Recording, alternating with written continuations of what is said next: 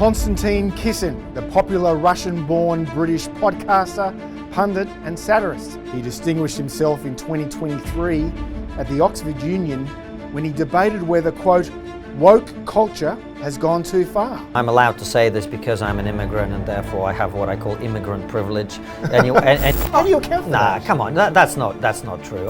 You've called Tucker Carlson, who obviously does make that argument, you're calling people like him useful idiots. Why is he a useful idiot? I didn't call him a useful idiot. We're not going around circles. This argument has never been made in this conversation. Isn't a rising star in the battle of ideas, Konstantin Kisin is bound to be a major player in the great policy and cultural debates of the future. Hello, I'm Tom Switzer and welcome to the Centre for Independent Studies, and welcome Konstantin. Thanks for having me, I appreciate it. Now this is your first trip to Australia, correct? That's right. I mean, it's hard, having only been here for a week or two, to answer this question, but nevertheless, given everything you know about Australia and your experience, what distinguishes Australia from, say, Britain or America? Well, it's interesting. So I was on the plane over, actually, and the guy recognized me and he found out I was doing some talks and he said, be careful, political correctness is really getting out of hand. And I really didn't know whether that was true or not, but I arrived at my hotel. The woman checks me and gives me the card and she goes, if you want breakfast, head over to the Two Fat Indians. I thought maybe this place isn't so bad. No, but you know what? Australia to me, it looks like America, full of British people who are not miserable. That's kind of my takeaway from it. But being serious for a moment, I have had, only a week, but just seeing with my own eyes, and one of the big mistakes that I always make, I don't know if other people make it, but because we all speak the same language, or at least we think we do, English in America, in Britain, and in Australia, I sometimes am tempted to assume that our cultures are close to identical, or at least very similar. And I just increasingly don't think that's true. The more time I spend in America, the more time now I've spent here. I think we are in different places, including in terms of some of the issues that perhaps we'll talk about. I think, being honest, my sense is you guys are nowhere near as far down the slippery slope to oblivion with all this woke nonsense as we are in the UK, or certainly not as they are in America. I think you're doing a lot better. And I get the sense that perhaps that's something to do with the economy, the way that it's structured. I mean, if 65% of your economy is about digging things out of the ground or growing things or looking after farm animals, it's hard to be woke down to mind you, we'll talk about climate and energy policy soon, but the current government, and this is a bipartisan consensus in Canberra, wants to decarbonise the Australian economy, net zero emissions by 2050, but the government has no qualms in selling our gas and coal exports abroad, and that helps replenish our coffers, so we have a budget surplus, unlike most Western countries.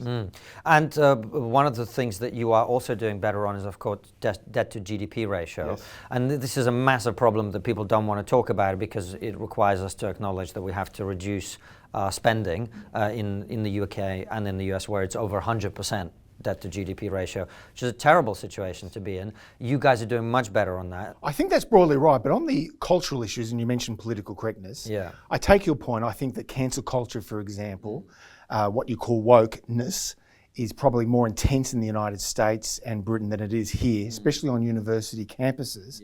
But nevertheless, progressive forces in this country demand new rules, new institutions. A lot of constitutional change was proposed last year to redress the sins of British colonialism. There's a concerted campaign to change our national holiday away from January 26, which represents the British settlement in Australia. I mean, how do you respond to those who say that British colonialism still casts a dark shadow over our Western civil life here in Australia? Well, I think you're very fortunate that it does, is my answer to those people. I think this is what I always find very strange, and I'm allowed to say this because I'm an immigrant and therefore I have what I call immigrant privilege. Anyone born in the West would be crucified for saying this. The West is the most forward-thinking, progressive civilization in the history of the world, and so the fact that those ideas have been spread around the world is not a bad thing, it's a good thing. And the idea that, we have this stupid conversation, not just about colonialism broadly, but slavery in particular. There's a sort of narrative now where people think, there was no slavery, and then the British Empire came along and invented slavery, and then woke people came along and ended it. I studied history, not very long, by the way, but just enough to know that that isn't quite what happened. What actually happened was slavery existed throughout the entirety of human existence. Slaves were probably the first good that was traded between human beings, actually. And the British Empire practiced it like everybody else and was the first empire in history to end slavery. William Wilberforce. Not only within its own borders, but actually expended great treasure and blood to end the trans-Saharan slave trade, which was being practiced in the Arab world, which was much worse than the transatlantic slave trade. So, and we should also remember that the slave trade was only capable of happening because of the prominent market in Africa itself. Many Africans supported the slave trade link. Well, I went to the, I mean, this is where it gets kind of silly. I went to the Museum of History in Liverpool in England. Brilliant museum, by the way, if you want to learn about the transatlantic slave trade, except nowhere did it say how the slaves became slaves or who sold them to the Europeans. And so we have this ridiculous presentation of our history that instead of putting the evils of the past in the right context, because they are evils, slavery is wrong. And there were elements of colonialism that meant there were atrocities against native populations that were terribly mistreated. But that is also the case with every other major empire in history. I mean, it's not like the Ottomans were progressive. How do you think Russia happens to be the biggest country on the map? How did that happen? It wasn't because the peoples of those territories suddenly just rose up out of a jubilation to join the Duchy of Muscovy. But you talk to a lot of young people, and of course a lot of academics as well in the humanities faculty, and there's a concerted campaign to decolonise humanities faculties in Britain right now, and it's starting to happen here in this country. But they will say that Western culture is a different category altogether. This is a widely held view. Oh, I completely agree with them. No, but they would say it's a different category in the sense that it's been more depraved. Because? Well, because of slavery. I mean, they're ignorant about the points you just made. I mean, this is a widely held view among young people. Well, that's right, and this is why I think we've got to explain to those people what I've just agreed with, which is Western culture is a different category altogether. And you don't need to take my word for it or your word for it. I mean, you're a straight white man, so that's you know, your word counts for nothing nowadays. But what you have to do is actually look at reality. And what is the reality? There are millions of people around the world who are risking their lives, dealing with drug cartels in Mexico, getting on tiny boats and trying to cross the Mediterranean, getting on tiny boats and trying to cross the English Channel, until your government under Tony Abbott, I think, sorted that problem out. There were thousands and tens of thousands of people getting on very, very rickety boats to risk their lives in shark-infested waters to come here. Why are they doing that? And the answer, I'm afraid, I know this is deeply offensive to people nowadays, is that we are better in our societies at creating the sorts of things that people seem to want.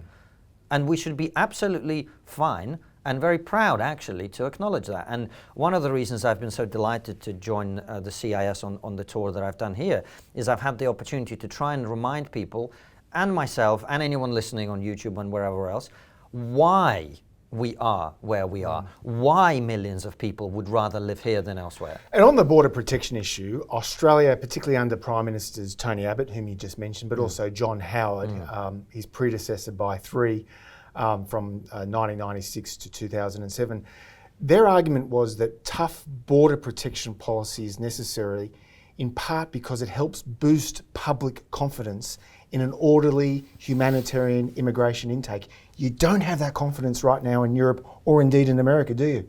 Well, no. You have effectively an open border. We just had the Suella Braverman, the recent Home Secretary in the UK from the Conservative Party, which in 2010 was elected on the promise that they would reduce immigration to the tens of thousands. This is legal immigration. Yes. I think in the most recent numbers are something around 600,000 to 800,000, depending on how you measure it. But that's fine. It's not necessarily fine. There are arguments to be had about levels of legal migration. And it's about control, though, isn't it? Well, the real issue for me is we have tens of thousands of people who come into the country on small boats illegally. Yes. We don't know who they are. We don't know what their values are. We don't know if they're compatible with our society. We don't know what their views are on the West and its values. We don't know if they're terrorists. We don't know any of these things. And when that happens, you completely undermine public confidence in the system entirely. Konstantin, let's talk about the media environment. Now, in researching for this exchange, I did a Factiva search over the last 5 years, and I looked at the mainstream media outlets in Britain, the print editions of The Independent, The Guardian, The Mirror, The Mail, The Sun, The Telegraph, The Times, The FT, and it showed that you're mentioned about 5 times, and they all focused on the same incident, that in 2018 you were not signed, quote, a behavioural agreement form that you were asked to sign before speaking at an unpaid charity gig that was organised by a student society in London. That's it. And yet you were so overwhelmingly popular online and social media. I mentioned the fact that your Oxford Union debate speech attracted more than 100 million views online, and yet the mainstream media in Britain has virtually ignored you. How do you account for that? Come on, that's not true. In the last 5 years? No, look. According to the Factiva search. I get invitations to write for the Times. I get invited on radio. I've been on all sorts of breakfast shows on ITV. I've been on Question Time 3 times. This is the BBC Question Time, which is like the ABC flagship program. Okay. Yeah, that's right. It's a flagship program. I've been invited. But you're far more prominent on social media than you are in the mainstream media. I'm coming to the point that you made. I think it's an important point. But I should just say, I think what has happened is that there are certain sections of the mainstream media that have attempted to effectively pretend that people like me don't exist. And I don't, to take it personally, I understand why. Because to contend with the arguments that I'm making, given the ideological framework that they now operate in, is very difficult. Because what I'm saying are some basic facts about reality, as we've just discussed, and they don't want to have that conversation. Well, is this a problem about the media mind meld, media groupthink? Completely. And I mean, to the extent that these trends continue, where the media talk from the same narrative, isn't that a problem for the mainstream media? I think there are several things happening at once. So one of the things that's happening is purely technologically driven. And so new media is simply taken over because the incentive structures and the platforms and all of this is changing.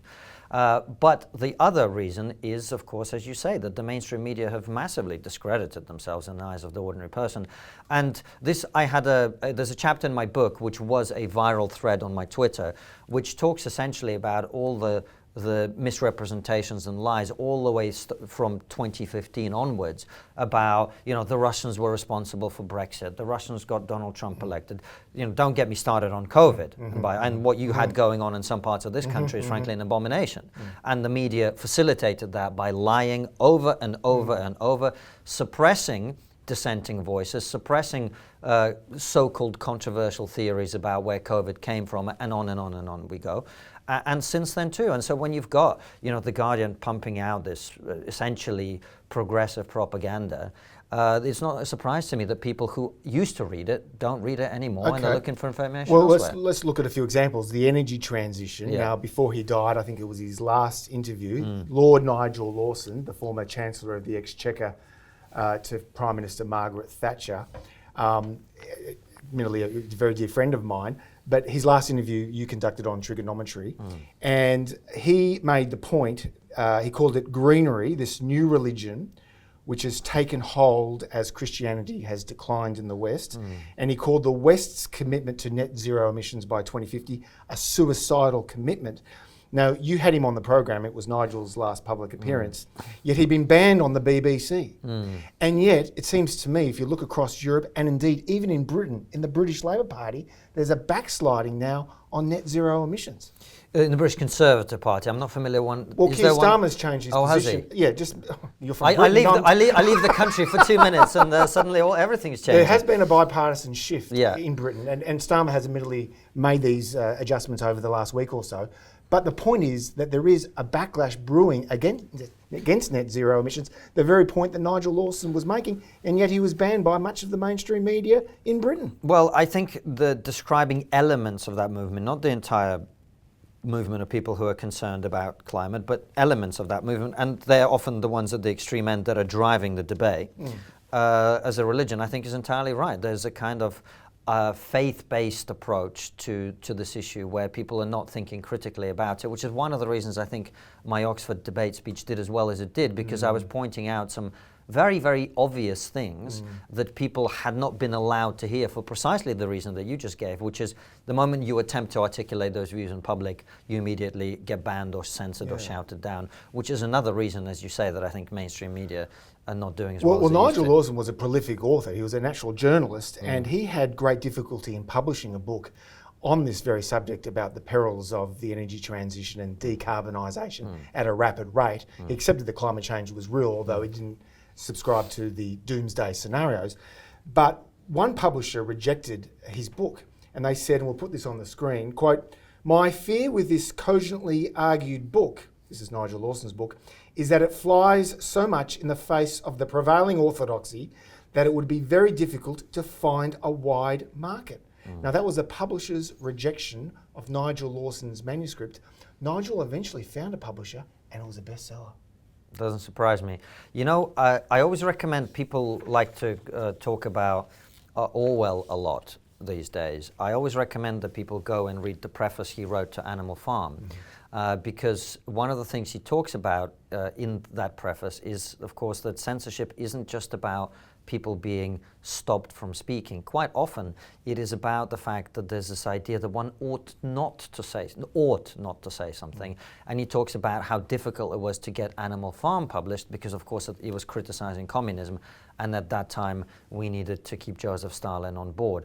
So this is a story as old as time. One of the things that has made us as successful as we have been in the West, and we should be unapologetic about explaining how successful we are. The technological and scientific gap between Western societies and the rest of the world is overwhelming and has been so since centuries ago.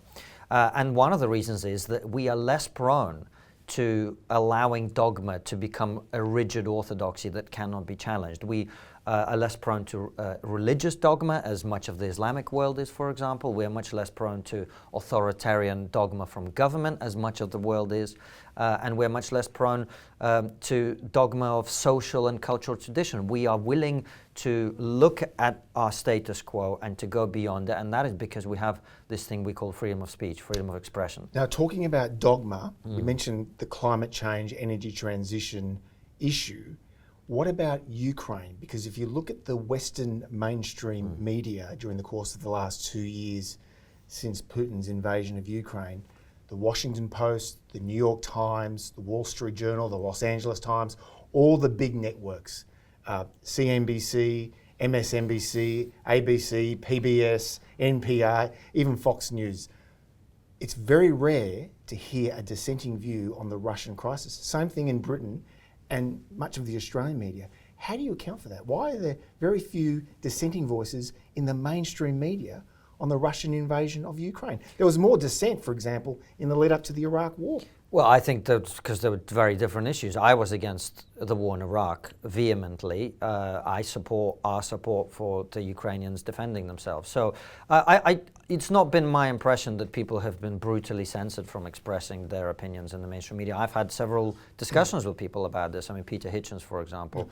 Peter Hitchens is in the Daily Mail. He is really a lone voice, though, in the British media, questioning the West's response to Putin. His views are not that widely shared in the public. There is a very strong and vocal minority of people online who feel, who agree with people like Peter and Tucker Carlson and others.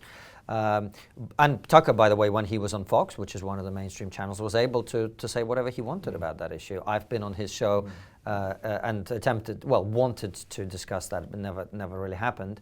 But yeah, I think the truth is... But it is impermissible to even say that NATO expansion triggered this crisis. Is it impermissible? Well, I think it's very rare to hear that argument. But those are very different claims. To say that it's impermissible is to say that people are being prevented from saying it. Well, let's go to this clip that we'll play right now. This is fundamentally not about NATO expansion. It was never about NATO enlargement. It's not about NATO. It's not about NATO expanding toward Russia. This was never about NATO. It's absolutely nothing to do with NATO expansionism. And it has nothing to do with NATO. This is not about NATO. It's not about NATO. It's not really about NATO. This is not about NATO. Seriously, it's not about NATO. This was never about NATO.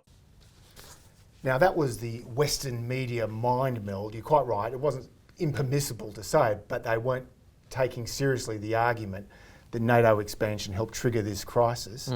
And of course, people like Tucker Carlson make the argument that NATO expansion is what triggered the crisis.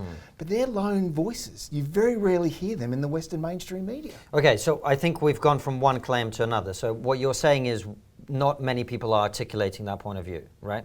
In the mainstream media. In the mainstream media. I mean, there's a lot of people on social media. Yeah. I mean, John Mearsheimer, for example, from the University of Chicago, is among many people who make that argument, and they're overwhelmingly popular in social media, but they're not invited to talk about it on the mainstream media.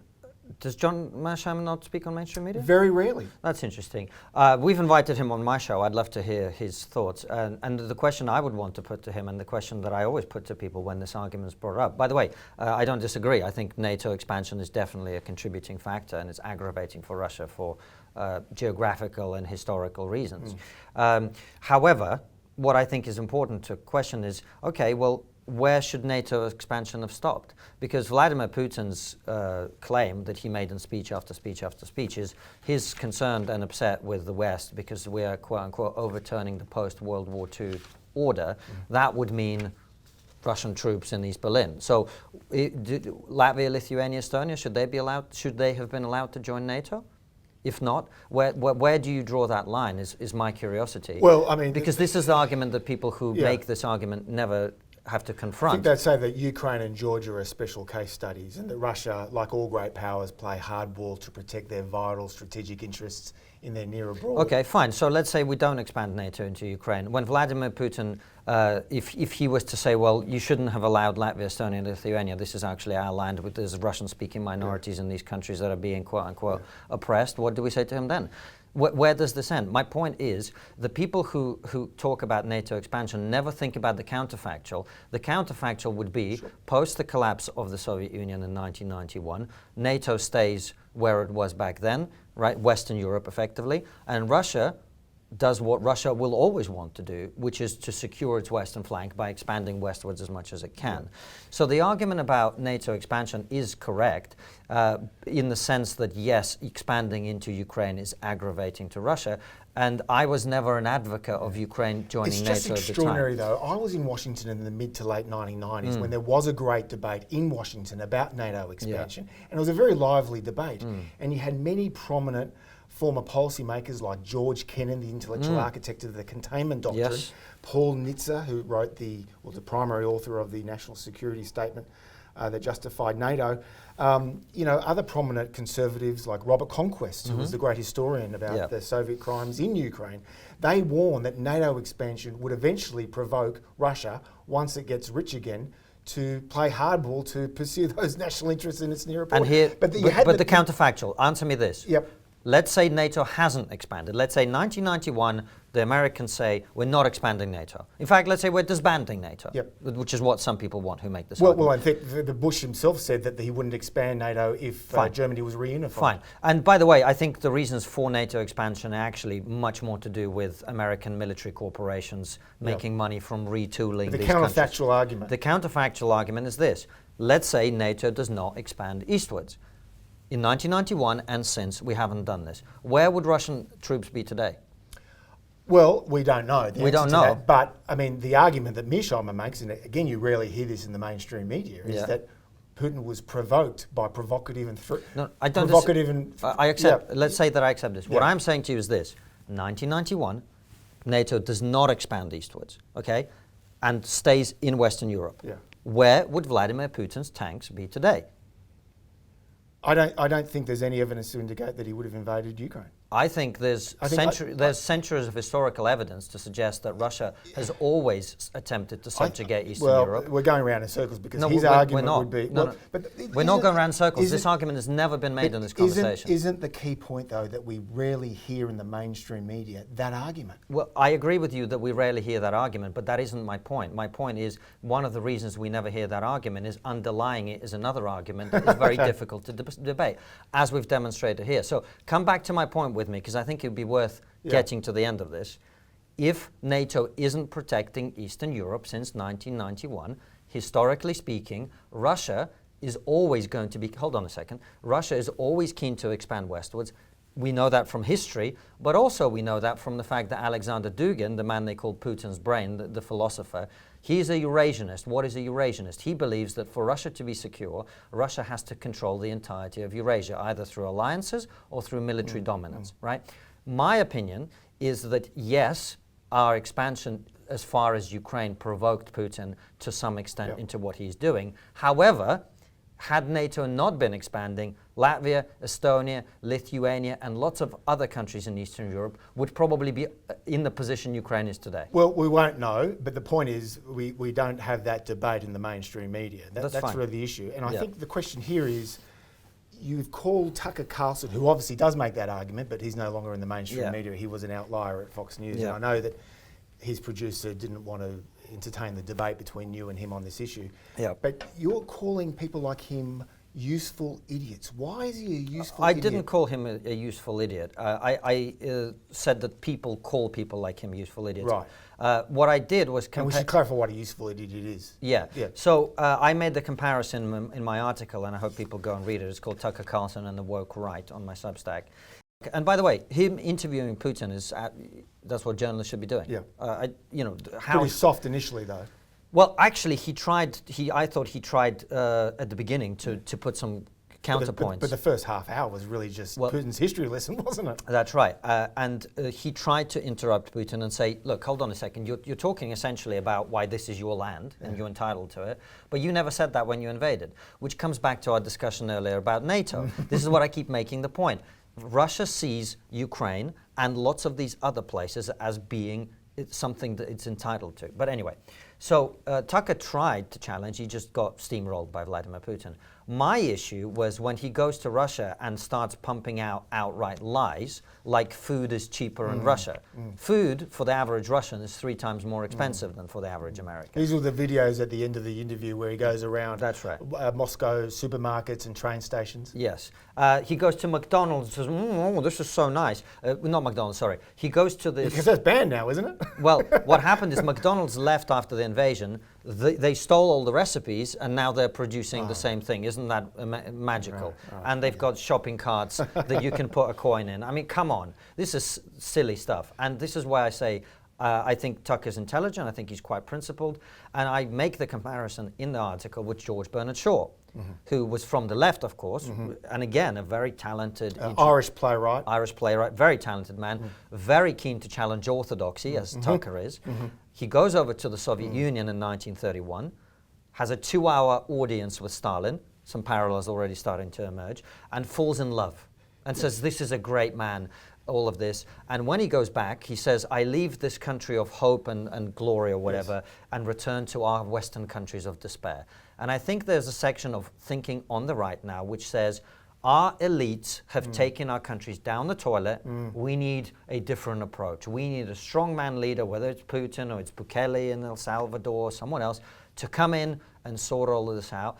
And increasingly, where the woke left hates the West, the woke right hates the Western elites, and they're therefore equally illogical about the way they approach But doesn't the so-called woke right reflect widely held anxieties about the condition of particularly a lot of working class people who have been displaced by technology and globalisation, and they're fed up with forever wars in the American context, and they kind of look at the situation in Ukraine, for example, and this is Tucker's argument. Why should American taxpayers keep bailing out these European states 35 years since the fall of the Berlin Wall, fight for the last Ukrainian at the risk of creating a nuclear conflict with a nuclear power? I mean, that's what he would say to you. Yeah, so there's a lot to unpack there. So are they widely shared concerns? Yes, I share them myself. I just don't think falling in love with Vladimir Putin and believing all his lies is the answer to that particular thing. That doesn't make America better. If Tucker Carlson cares about Americans, which he does, I think, then the best thing to do would be to do everything he possibly can to improve the way America is governed. And people like him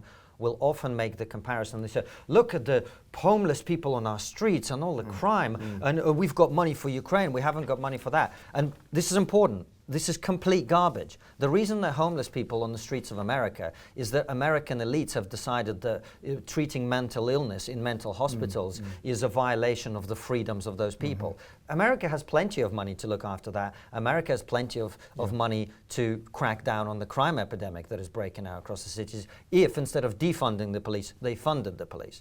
My point is, those energies are much better focused on getting Western politicians to do their job than they are on sucking up to foreign dictators. Given everything you've said about the woke left and the woke right and their full frontal attack on Western democracy, which is essentially what's happening here, are you, and we'll conclude with this question, are you an optimist or a pessimist about Western culture? Those are separate questions. I am an optimist by nature. But as I look out at our society, I think we're in a very dangerous moment. I really do. And I think... How dangerous could it get? Well, quite. And the point that I'm making all the time is I think if Western elites do not listen to the voice of the people, which is expressed through the flawed prism of people like Tucker and others, but more interestingly expressed in things like various referenda that have been happening in your country and in ours, where I, for example, voted Remain in that referendum, but when it happened, I realized that there were many people in our society that felt that they had something important to say that was not being heard.